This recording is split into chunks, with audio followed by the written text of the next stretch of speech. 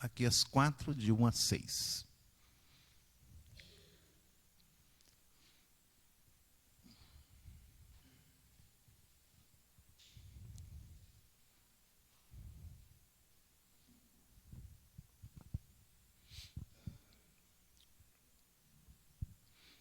Estaremos meditando nesse texto, mas gostaria de ler também o versículo 18 do capítulo anterior, porque há uma conexão entre os dois, e então nós vamos fazer a leitura do versículo 18 também. Então, vereis outra vez a diferença entre o justo e o perverso, entre o que serve a Deus e o que não serve. Pois eis que vem o dia, e arde como fornalha. Todos os soberbos e todos os que cometem perversidade serão como restolho. O dia que vem os abrasará, diz o Senhor dos Exércitos, de sorte que não lhes deixará nem raiz nem ramo. Mas para vós outros que temeis o meu nome, nascerá o sol da justiça, trazendo salvação nas suas asas. Saireis e saltareis como bezerros soltos da estrebaria. Pisareis os perversos, porque se farão cinza debaixo das plantas de vossos pés. Naquele dia eu prepararei, diz o Senhor dos Exércitos. Lembrai-vos da lei de Moisés, meu servo, a qual lhe prescrevi em Horebe para todo Israel, a saber, estatutos e juízos. Eis que eu vos enviarei o profeta Elias, antes que venha o grande e terrível dia do Senhor. Ele converterá os corações dos pais aos filhos e o coração dos filhos aos seus pais, para que eu não venha e fira a terra com maldição. Vamos orar mais uma vez? Senhor Deus, bendito seja o Senhor que nos dá liberdade de culto, que nos dá, Senhor Deus, o privilégio de abrirmos a Tua palavra em lugar público e meditar na santa e sagrada Escritura. E trazer instrução para o teu rebanho, para a tua santa grei, para edificação, para conserto e para ser conduzido no caminho santo. Rogamos que tu nos conceda a graça de sermos fiéis à tua palavra, que o Senhor nos capacite na transmissão e também na recepção da mensagem, em nome de Jesus. Amém. Então, amados irmãos, vemos esta conexão. Há aqui uma espécie de hebraísmo. Ele acabou de falar a respeito do grandioso dia, não é? Com dois grupos de pessoas, há justos e há perversos. E que um terceiro grupo, que é a igreja vencedora, que se apresentará naquele dia e será notório quem serve e quem não serve ao Senhor. Falando do mesmo tema, ele repete a ideia, né, trazendo resposta aos dois grupos, apresentando também uma segunda indagação. A primeira, ele responde ao problema do mal. O problema do mal é aquele arrazoado, é aquela pergunta que não quer calar. A gente fica angustiado, perturbado com ela. Deus é bom, santo, justo e todo-poderoso? Então, me explique como é que surge o mal. Como é que o mal está agindo? Como é que parece que ele está sempre um passo à frente e caminha em vitória? Nós olhamos para o lado e vemos o mal prevalecendo o tempo todo. Então parece que ele, se é bom, não é todo poderoso, porque não pode impedir o mal. Se ele é todo poderoso, então não é tão bom, consente com o mal, foi a conclusão que esses irmãos do passado tiveram e que muitos irmãos no presente também poderiam ter. Então, o Senhor vem trazer respostas a esta indagação. Primeiramente, ele responde aos ímpios, dizendo, que é o tema da nossa mensagem, que não tarda, mas haverá o dia da justiça. Em alguns lugares na Bíblia, se apresenta como o dia. Você pode olhar assim, de repente estranhar, o dia vai chegar. Você pode saber que está falando do dia da justiça. Também conhecemos este dia como o dia do juízo. O juízo final. O dia do julgamento. O dia temível. Porque todos hão de comparecer diante dele. Toda língua confessará e todo joelho se dobrará na presença dele, confessando: Jesus Cristo é o Senhor. Alguns terão os seus joelhos quebrados, impenitentes, coração duro, obstinados, ajoelhem-se. Haverão de se ajoelhar. Né? Então, o tema da nossa mensagem, nós demos preferência a este nome também usado na palavra de Deus como o dia da justiça. Deus dá resposta ao problema do mal. Deus dá resposta aos ímpios e também aos justos. Depois, levanta-se uma outra questão que nós haveremos de estudar nesta noite. Primeiro, então, a resposta que ele dá aos ímpios. Então, vocês pensam que ninguém está vendo, que vocês estão fazendo tudo e não haverá castigo, não haverá correção. Não tem problema nenhum, então, agir da maneira como vocês agem. Enganar o pobre, destruir vidas, aparelhar governos, dominar de tal forma a subjugar a todos as suas vontades pessoais. Pensam que não há nenhum juiz que julgue com justiça, porque os seus juízes estão comprados para agir conforme o que eles querem, manipulando a população mais simples, mais humilde, com pequenas benesses. Vai desde o mais alto escalão até o povo mais simples, sem instrução. Enganar parece mais fácil do que fazer o que é certo. E não há punição. Você olha e diz: o ímpio prospera. Parece que o miserável não fica nem doente. Não há quem faça justiça. Não há quem olhe para isto. Onde está o teu Deus?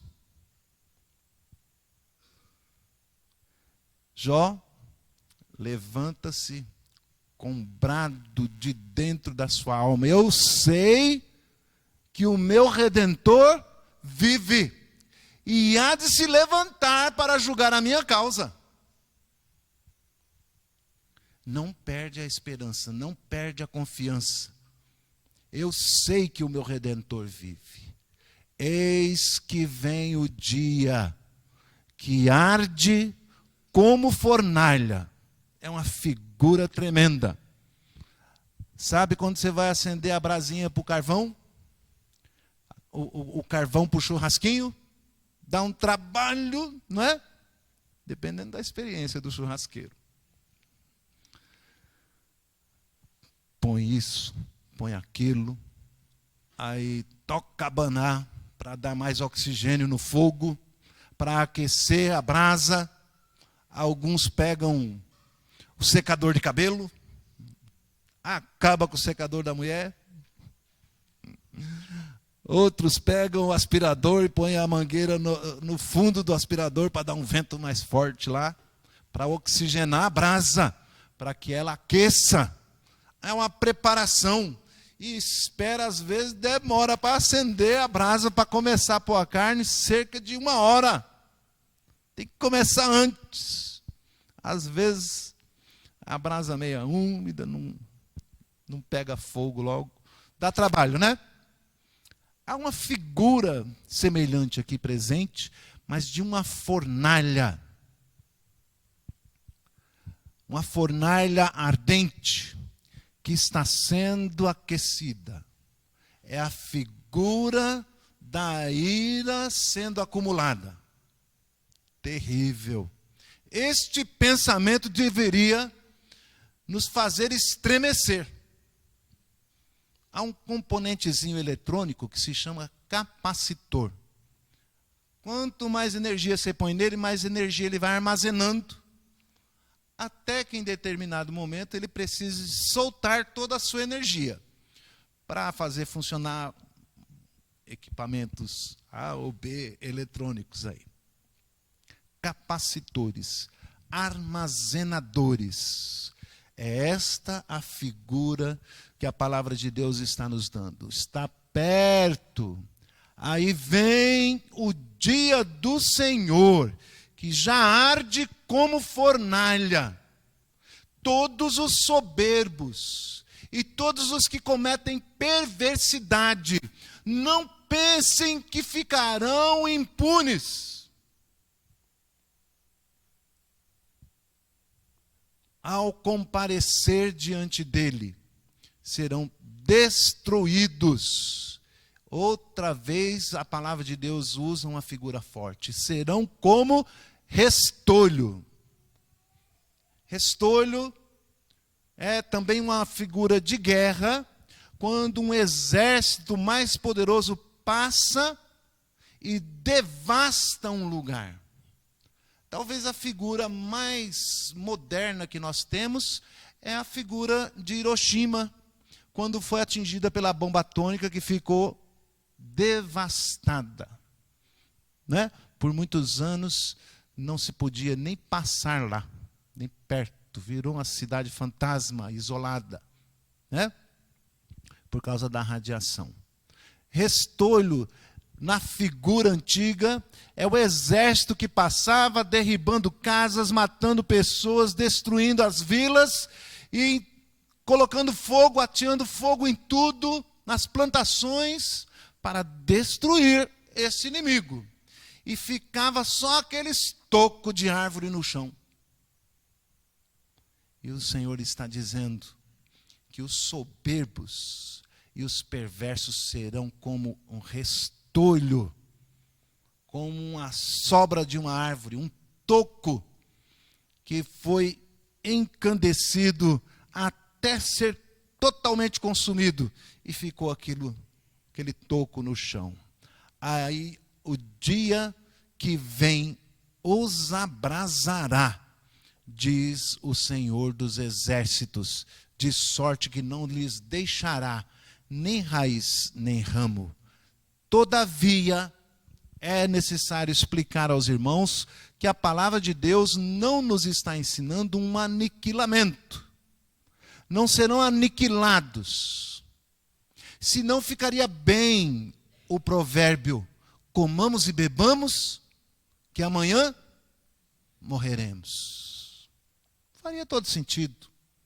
Se não há futuro, se ao comparecer diante do juiz seremos exterminados, não haverá punição, simplesmente. Alguns, acreditando nesta ideia, têm produzido um alto número de suicídio, achando que vamos dar fim ao problema. Basta eliminar a vida e aí está resolvido. Não têm o temor do Senhor. Não pensam que haverão de comparecer diante do Senhor dos Exércitos.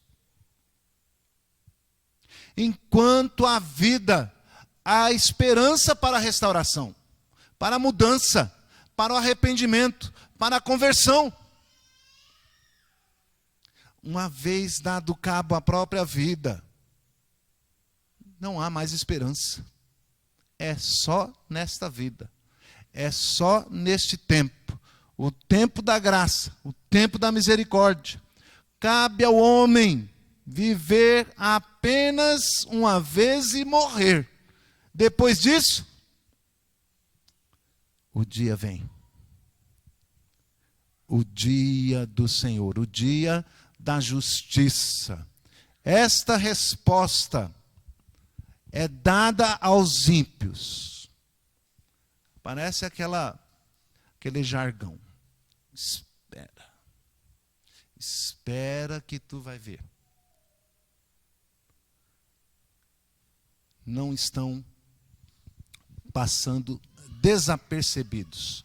Estão todas as nossas obras, todos os nossos pensamentos estão diante do Senhor, Todo-Poderoso, Onipotente, Onisciente. Porque o mal ainda prevalece? Não prevalece. Não prevalece. Está se dando corda para que se enforquem nos seus próprios atos. O Senhor está no comando e não poderão fugir dele. Segunda resposta que é dada à questão, ao problema do mal, é aos justos. E ficam olhando, que ficam tristes muitas vezes. Eu tanto me esforço, de que me vale servir ao Senhor, não foi isso que vimos semana passada? De que vale servi-lo? De que é útil? E estas indagações teimam em vir às nossas mentes. E nós nos livramos dela e buscamos olhar com fé, com gratidão, mas vira e mexe, vem as perguntas malditas tentando nos afastar da graça e da bondade do Senhor nosso Deus. Mas a vós outros, diz o Senhor, que temeis o meu nome, não se entristeçam. Estão passando por um período de trevas, de lutas, de tribulações. Mas vos nascerá o sol da justiça. A justiça não tarda. Vai alta a noite e o dia vem. Lá está o sol da justiça, mostrando já as primeiras claridades. A aurora já está estabelecida. E vai nascer o sol, em todo o seu esplendor, em glória e majestade, não tolerando mais o ímpio, não tolerando mais esta aparente vantagem que eles parecem que têm. Porque o Senhor tem propósito neste tempo. No tempo da graça, no tempo da misericórdia, da tolerância, Deus tem propósitos conosco. E tem atraído para si um povo que é seu, a quem Ele elegeu, e que haverá de vencer essas lutas. E resplandecerão como as estrelas no firmamento, diz o profeta Daniel. Vos nascerá o sol da justiça, trazendo salvação nas suas asas.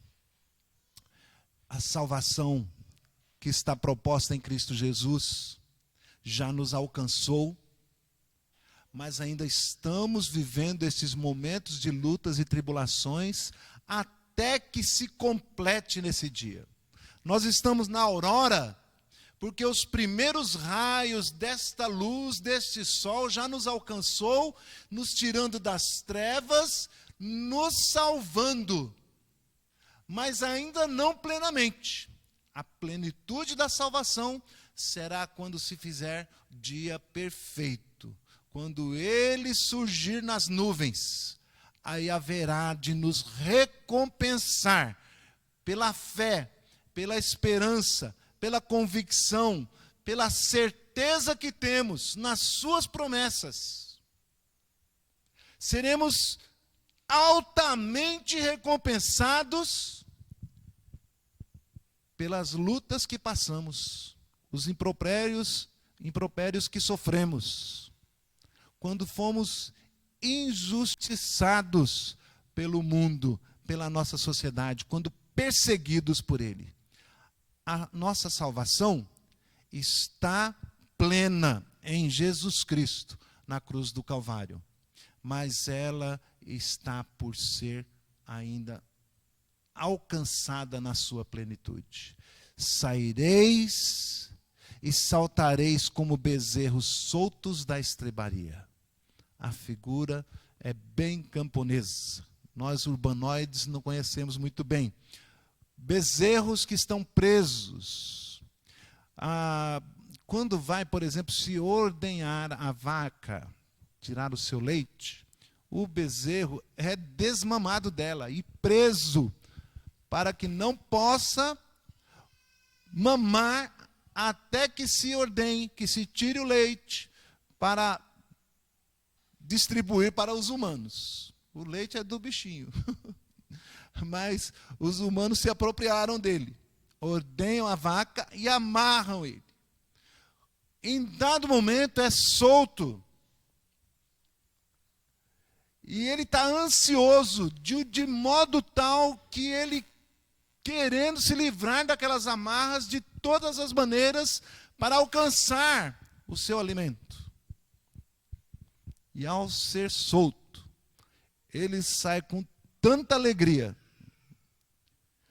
com tanto atropelo, sai pisando o que tiver pela frente, saltando, pulando de alegria. A soltura do bezerrinho é usado aqui como figura do que deve ser a nossa alegria, quando ainda privados do amor de Deus, da graciosa comunhão com Ele, ao sermos soltos das amarras, quando nos é tirado as escamas dos olhos, quando nos é dado a graça de poder nos encontrarmos com Deus, é uma alegria indizível, é uma alegria maravilhosa, extraordinária. O versículo aqui prevê esta alegria que é dada aos santos eleitos do Senhor. Serão libertos, ser-lhe-ão soltas ataduras, as amarras. E então pisareis os perversos, porque se farão cinzas debaixo das plantas dos seus pés, naquele dia que preparei, diz o Senhor. Não se trata de uma injeção de maldade para nós pisarmos ninguém. Está dizendo, aqueles que pisam vocês agora, serão pisados. Vocês estarão livres dele, correndo, como bezerros, ora desmamados, agora livres, para correr para os braços do Pai. Neste glorioso dia, nós estaremos acima de tudo, e também dos ímpios, quando os que estiverem mortos ressuscitarão primeiro. Os que estiverem vivos terão seus corpos transformados, se unirão aos mortos e se encontrarão com o nosso Senhor nas nuvens para viver com Ele para sempre. Não há palavras, nem o nosso pensamento pode alcançar a alegria indizível que teremos ao nos encontrarmos com o nosso Senhor. É o anseio da nossa alma, desde a queda do Éden. É o que ela mais deseja. É o que ela mais anseia. E nós temos apenas um vislumbre quando nos encontramos com o Senhor Jesus, quando nos é tirada a escama dos olhos. Mas naquele dia o veremos como Ele é. E a mensagem dessa manhã, né? E também o ouviremos, a sua voz como ela é. No estado em que estamos, não suportaríamos, mas Ele vai nos dar um corpo novo, um corpo glorioso, capaz de suportar a santidade, capaz de suportar a voz como de trovão, a voz como de muitas águas, os seus olhos de fogo, e nos encontraremos não com terror, mas nos deliciando de alegria, de gozo celestial ao entrar na sua presença. A resposta ao problema do mal é dada aos justos desta maneira: calma, calma, o dia está chegando, não se desesperem. Nisto, então, gera-se, nosso terceiro ponto, uma nova pergunta: mas enquanto esse dia não chega, como viveremos? Como viveremos até lá? Viveremos no Senhor, assim como a corça, andando altaneiramente, quase que sem pisar neste mundo aqui. A corridinha dela, né? A corridinha da corça. Quase que sem pisar neste mundo, vivendo já no Senhor. Somos deste mundo, ou estamos neste mundo, mas não pertencemos a Ele. E o Senhor Jesus diz: eu não peço que os tire do mundo, mas que os livre do mal. Como viveremos? A palavra de Deus, então, traz a instrução, lembrando-se da sua lei. Lembrai-vos da lei de Moisés, meu servo, a qual lhe prescrevi em Horebe, o Monte Sinai. Para todo Israel, para todo o seu povo, a saber, estatutos e juízos. A vontade de Deus está expressa na sua palavra. Está nos ensinando como devemos agir, como devemos nos comportar, como devemos pensar. As Escrituras são nossos óculos. Se eu os tiro, está tudo embaçado aqui.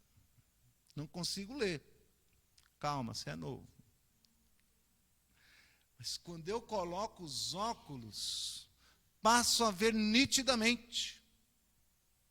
O homem sem a Escritura está como que cego, morto nos seus pecados e delitos. Não entendem. Não há quem busque a Deus, não há quem faça o bem. Estão longe da vontade do Senhor, e Ele diz: até lá, justos, não se deixe enganar por este mundo. Eles estão sem óculos. Os teus óculos são a Escritura, é a palavra de Deus, é ela quem deve nos guiar nas nossas decisões, das mais simples às mais importantes. É o Senhor quem nos dirige, quem nos guia, quem nos conduz. Somos o seu corpo, Ele é o cabeça, a mente, por trás de tudo, que instrui cada membro a agir de acordo com a vontade soberana dEle. Ele é o cabeça. Nós somos o seu corpo, que lhe obedecemos à instrução, à condução, como Ele nos guia. É a lei do Senhor, é a palavra de Deus. Como devemos? Lembrando-se da sua lei, servindo ao Senhor segundo a sua vontade, mesmo que os ímpios pareçam não receber punição alguma, mesmo que pareça não haver justiça, continue colocando a sua esperança no Senhor, buscando fazer tão somente a sua vontade, então viveremos pela fé. Não pelo que vemos, não pelo que é palpável, mas pelo que o Senhor nos prometeu. Espera, a justiça não tarda, ela está chegando. O Senhor vai estabelecendo todas as coisas. Nessa esperança, devemos continuar fazendo a vontade de Deus, continuar a exercer a justiça de Deus, resumindo a lei do Senhor, amando a Deus acima de todas as coisas e ao próximo como a ti mesmo. É o maior dos mandamentos, segundo o Senhor Jesus Cristo. Como devemos viver até lá? Diz a palavra de Deus, em ardente expectativa, versículo 5. Eis que eu vos enviarei o profeta Elias, até que venha o grande e terrível dia do Senhor. Ele converterá os corações, o coração dos pais aos filhos e o coração dos filhos aos pais, para que eu não venha e fira a terra com maldição. O profeta Elias haveria de vir antes do dia terrível do Senhor. Quem é Elias? Porque esta figura que representa Elias, talvez seja ele um dos maiores profetas do Antigo Testamento. É aquele que restaurou o culto a Yahvé em contraposição ao culto a Baal que havia dominado a mente e os corações do povo de Deus. Precisou levantar-se um homem de coragem, rústico, de palavra dura. Um homem que se vestia com peles de animais, que se alimentava do que o Senhor desse, que os animais trouxessem, que a água ainda estivesse na fonte, afastado dos grandes centros. E qual era a sua missão? Era restabelecer o culto ao único e verdadeiro Deus. Restabelecer a união do povo em volta de um só Deus, um só Senhor, um só Espírito. Aqueles a quem eles deveriam nunca ter deixado. Esta era a sua função, era a sua missão. Mas seria possível que Elias retornasse? Acabei de dizer que cabe ao homem morrer uma só vez e depois disso, o juízo. Viria novamente Elias? Vamos ver o que diz o Senhor Jesus a respeito disso em Mateus 11, de 7 a 15. Então, em partindo eles, passou Jesus a dizer ao povo a respeito de João, o Batista. Que saístes a ver no deserto? Um caniço agitado pelo vento? Sim, que saístes a ver? Um homem vestido de roupas finas? Ora, os que vestem roupas finas assistem nos palácios reais. Mas o que saístes? Para que saístes? Para ver um profeta? Sim, eu vos digo, e muito mais que profeta. Este é de quem está escrito: eu envio diante da tua face meu mensageiro, o qual preparará o teu caminho diante de ti. Esse o quereis reconhecer, este mesmo, ele mesmo, João, é o Elias que estava por vir. Teria ele então reencarnado? Evidente que não.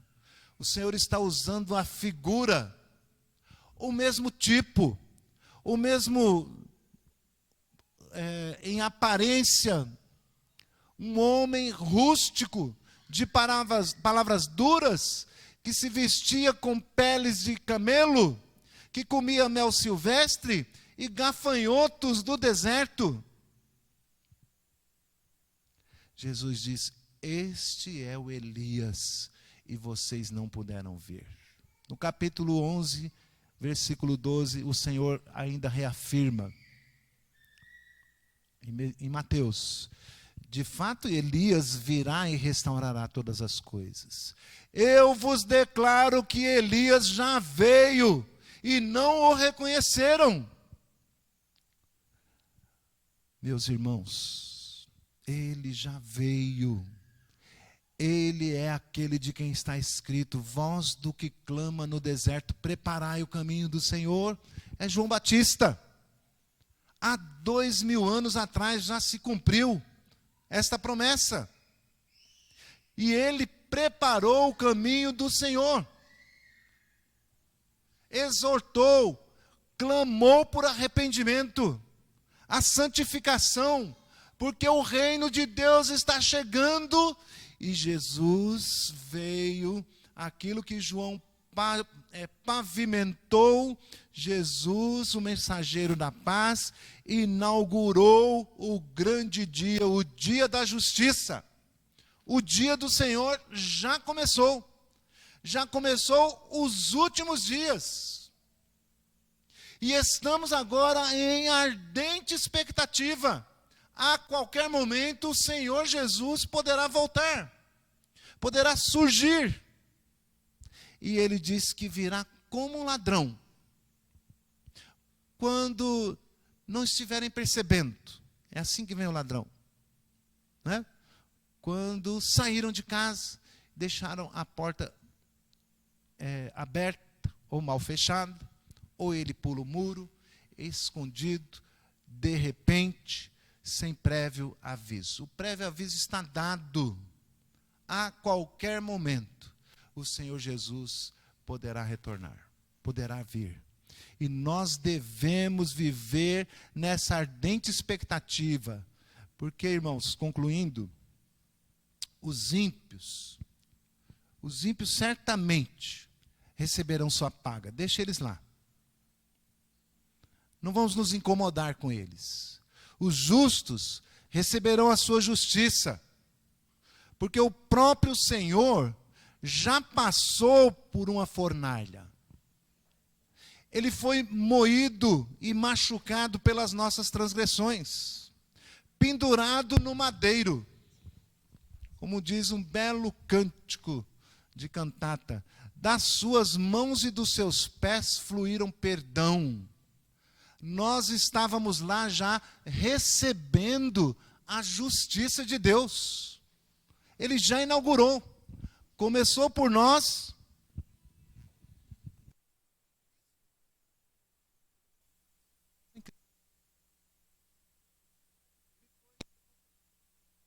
Justiça de Deus.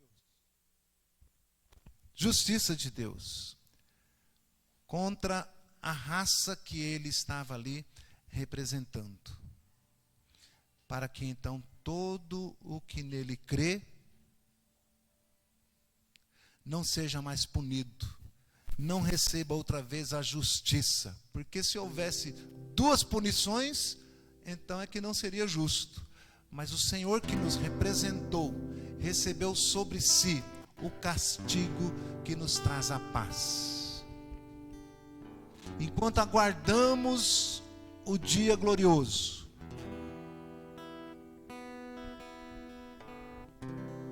o reino já começou, os últimos dias já começaram.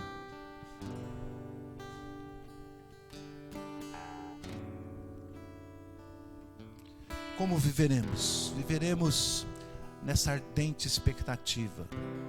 O mensageiro da paz nos traz de volta à presença do Deus Todo-Poderoso, para aguardarmos a consumação de todas as coisas, quando a sua justiça será plenamente estabelecida. Esse é o grande dia que devemos fazer, como devemos agir. Vivamos em santidade, porque Jesus não foi, não é, nunca será ministro do pecado. Se ele morreu por causa dos nossos pecados, devemos procurar andar segundo a sua lei, em santidade, nos purificando, nos santificando. Vivamos pela fé tão somente nas suas promessas. Não desanimemos continuemos firmes. O Senhor projetou este plano, sabe bem o que está fazendo e nos coloca dentro do tempo da justiça, o tempo da misericórdia, o tempo da oportunidade, para que nós proclamemos esta boa notícia. Enquanto está estabelecida a sua justiça em Cristo, vivemos o tempo da oportunidade, para que nós preguemos aos nossos entes queridos, aos nossos filhos, vizinhos, aos nossos amigos, para levar esta boa nova, esta boa notícia. A boa notícia pressupõe livramento do dia da ira, do dia da ira. É triste pensar nos nossos queridos que não querem saber do evangelho da salvação. Mas, meus irmãos, não olhemos para o lado, olhemos para as promessas do Senhor. Esta palavra é para vós e para vossos filhos. O Senhor tem aliança com a família, com o seu povo. Nos apeguemos a estas promessas e preguemos a eles, para alcançá-los, para libertá-los e levá-los junto conosco como bezerros libertos do quintal, com toda alegria, satisfação na presença do Senhor, que vem, não tarda, ele vem. A promessa de Elias, do João, já se cumpriu há 2000 anos atrás, e ele disse: eis que vem sem demora, Maranata. E alguns de nós dizem: misericórdia, Maranata, misericórdia, Maranata, vem logo, misericórdia. Nós estamos no tempo da misericórdia, da oportunidade, do arrependimento. Preguemos o evangelho, anunciemos a boa nova da salvação àqueles que amamos. Vamos consagrar ao Senhor nossa vida, consagrar, dirigindo ao Senhor a nossa petição, que nos use, que nos faça instrumentos em suas mãos, para alcançar aqueles que ainda estão cegos, perdidos, longe do caminho do Senhor.